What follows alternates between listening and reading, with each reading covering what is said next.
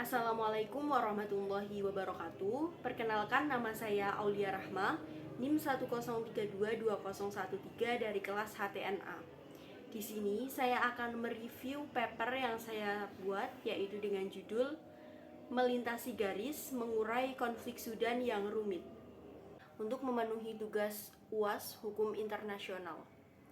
Sudan adalah negara yang memiliki sejarah paling panjang dan juga rumit.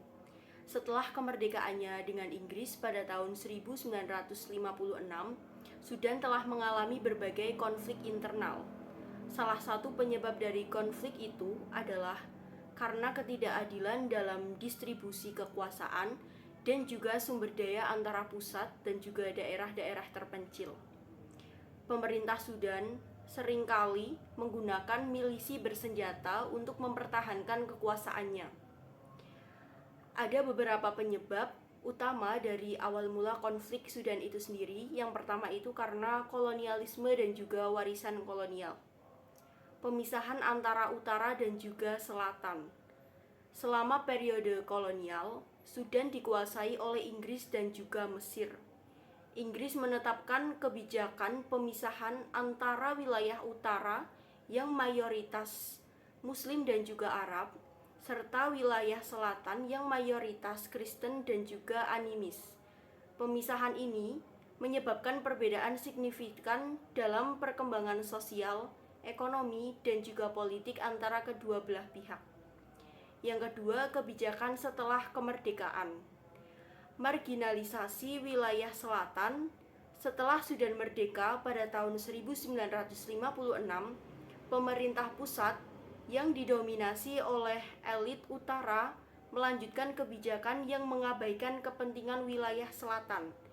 Kebijakan ini termasuk upaya untuk memaksakan identitas nasional Arab Muslim di seluruh negara. Yang ketiga, ada perbedaan etnis dan juga agama. Etnis dan budaya. Sudan memiliki keberagaman etnis yang signifikan, dengan kelompok Arab dan juga non-Arab yang berbeda dalam budaya dan juga identitasnya.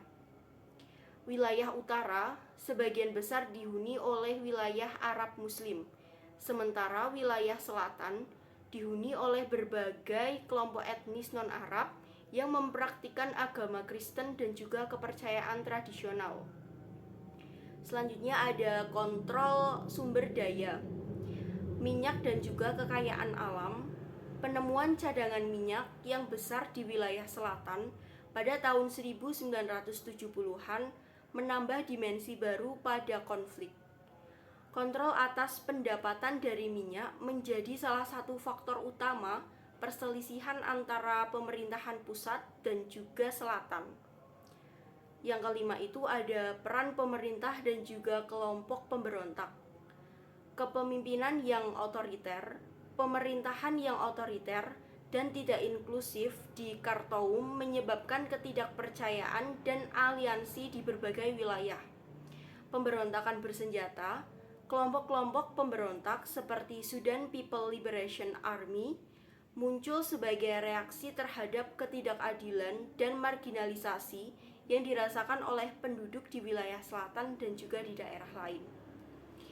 Sekian review dari artikel yang sudah saya buat tadi. Kurang lebihnya mohon maaf. Wassalamualaikum warahmatullahi wabarakatuh.